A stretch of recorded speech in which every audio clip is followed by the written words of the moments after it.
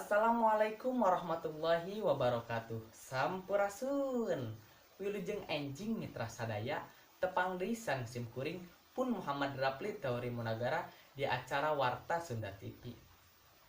Sababaraha warta nu lebet ka redaksi Sunda TV baris didugikeun dina 10 menit kapayun.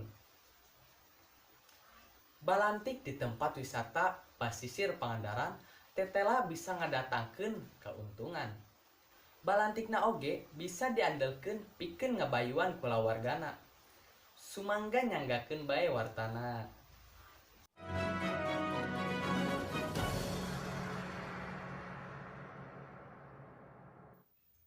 Di kawasan wisata Pangandaran tiba heula tu kakiwari teu saeutik nu ngahaja nyiar kasab tina balantik rupa-rupa kadaharan jeung kaulinan.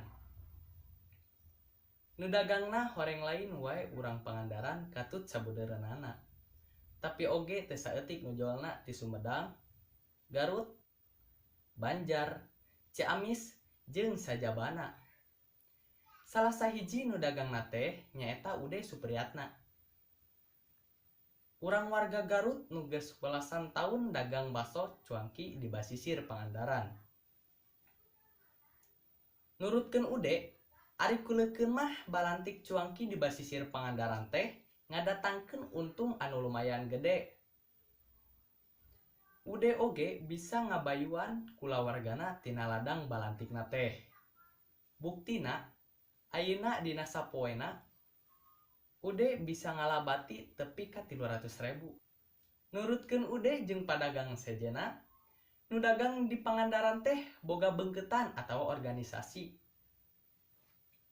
Eta teh sangkan nu dagangna tartib jeung aya nu ngurus mun pareng aya pasualan. Pamiarsa, mung sakitu pidangan warta dina deunget ayeuna ngawakilan Ais Pangampih Sunda TV, simkuring Muhammad Rapli teori Munagara, seja amit mungkur amit mundur, neudah hampunten dina sabudaya kalepatan. Wassalamualaikum warahmatullahi wabarakatuh. Hurip Sunda.